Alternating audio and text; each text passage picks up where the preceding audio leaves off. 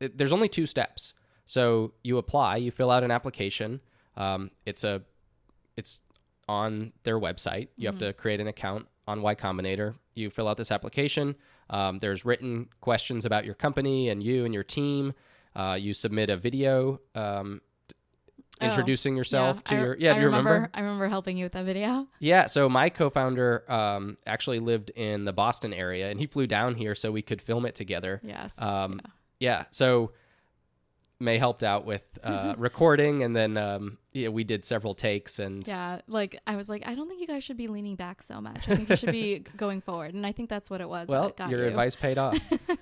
So at the application stage, actually they just had an application deadline, I think, last week. So they take a few weeks to review all the applications, maybe almost a month or so, and they send you an email and let you know if you got in or if they'd like to interview you. So you'll either get an email saying, yes, we'd like to interview you, or no, not this time. Try, like you can apply as many times as you want. Right. And many people do and don't get in on the first time and then get in later. Okay. So, I mean, with only, 1.5 or 2%, Right. it's the largest probability is that you're not going to get in, especially on your first try. Are people trying with the same product multiple times, or when they apply again, they have a different idea? Both happen. Actually, though, when I knew a company, I knew the founders of a company that were applying to the same batch that we got into, and they did not get into that batch, but they applied again the next batch and got in. So I think they had more traction. Yeah. They'd figured things out a little bit more. Yeah. Right. They'd, sort of just, I don't even know if it was traction. We'll talk about, that sort of stuff too, but there was something different about their application, their interview, and they got in the second time. Nice. And then the second part is the interview. So if you get invited to an interview, you fly out to San Francisco. You meet with a few of the partners at Y Combinator. I don't know if it's always 3. I think it might be 3 or 4. In our case, it was 3. Okay. And you get like a 10-minute interview with the partners. They pay for your travel and expenses out there. They reimburse you for it. So, I mean, they're asking you questions. They're asking you tons of questions. It's 10 minutes, and they're trying to get as much information out of you, and also just to get to know you as best they can in that 10 minutes. Yeah. I'm like envisioning like Shark Tank style, like where are you presenting to them, or are they really just asking you questions based on something that they've reviewed before? Yeah, it's not really like Shark Tank. Shark Tank's more for TV, you but just like burst my bubble. So, well, they've already seen you include a demo video demo in your application, and you include like the link and any login credentials that they'll need to use your if it's a prototype or anything like that. So they've already been able to play around with it. They've been able to read about what you're doing. They're mostly just asking questions in this interview. Yeah, like more clarifying things. Yeah. Okay. So you were like one of the lucky ones that got in on the first try of doing this. Like this, it was your first time applying. You got in. Do you have any like tips for people who want to go through YC? Yeah. I mean, I consider myself very fortunate to get in at all. Never mind just on the first try. Yeah. I had been thinking about applying to Y Combinator for, I don't know, probably almost 10 years at that time. And I would advise people to not wait that long. I didn't know. I felt like I didn't have the right idea, or I didn't have the right co-founder, that sort of stuff. It's easy to make up excuses. But eventually once I decided like I really wanted to do it, I figured that stuff out. Yeah. I'll say a few things about just tips for people, I guess on the application side and on the interview side.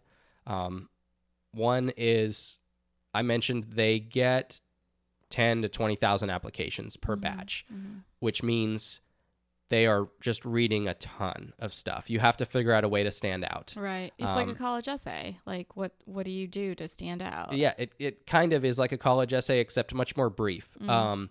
You want to be brief, you want to be concise, you want to have some sort of key insight about your market that others are overlooking, basically. You want to explain why your market is big or why it's going to be big in the future, and like other people aren't, something other people aren't seeing about the space that you're going to grow your business in. Team is super important. It's probably the most important thing for an early stage company that Y Combinator is looking at. Even more important than your idea. The team and the market that you're working in, or that you're building in. So they're going to want to see, that you can build the thing that you're doing. Okay. Interesting. So do you have to be an engineer to get in? No, you don't have to be an engineer. And certainly not everyone on the team has to be an engineer. You can be a designer. You can be a product manager. You can be, because you weren't. Well, I mean, you dabbled in like. No, coding. yeah. I mean, I was an engineer. I didn't work. It wasn't my day job, Right. but I know how to code. Yeah, right. Okay. I know how to build things. Yeah, it helps to have past experience. Like that's like if you've built past projects, even if it's nothing that's gotten huge, but you can show them, oh, I can build things pretty quickly.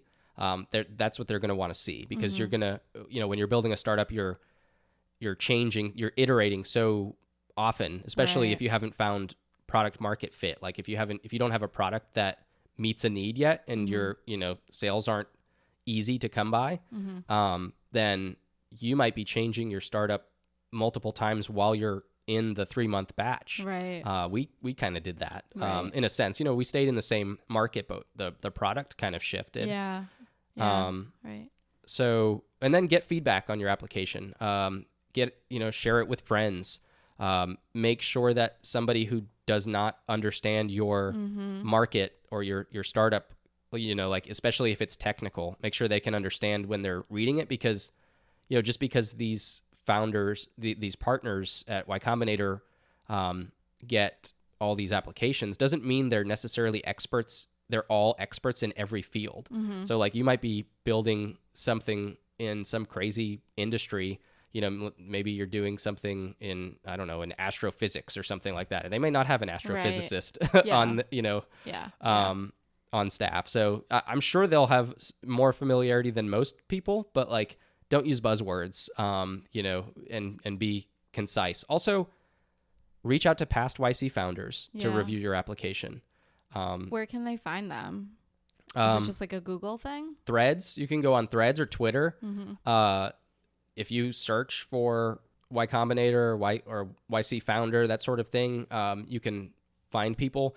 Usually around the time that applications are due and interviews are happening, you'll actually find YC founders on Twitter.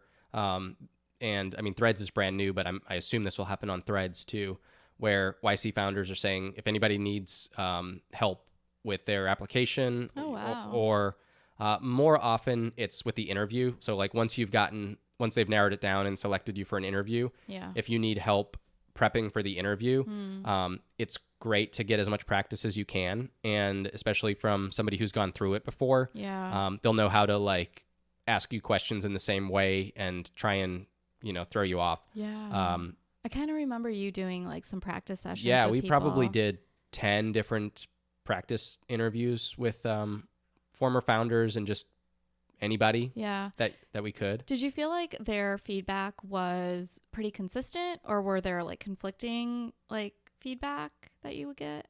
Well, we didn't get feedback when we actually did the interview. We just got, they just asked us questions, and when you're in the interview, there's 3 partners there. At least there were for us.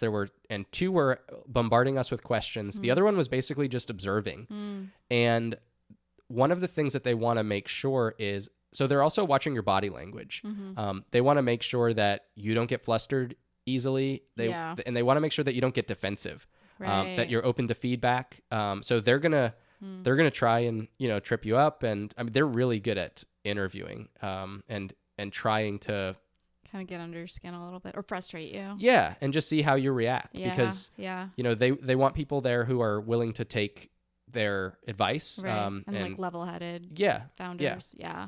But in terms of your practice with other YC founders, you said that you had 10 different practice interviews. Did you feel like the feedback from those people were consistent, or did you get conflicting feedback? Did they know the YC model pretty well to be able to advise consistently? To some degree. I think, nobody's perfect. Yeah. And I mean, this was 5 years ago at this point too, so I don't remember exactly. Right. But in general, it was helpful. I mean, it was just helpful to get as many sort of reps in as we could. Right. Okay.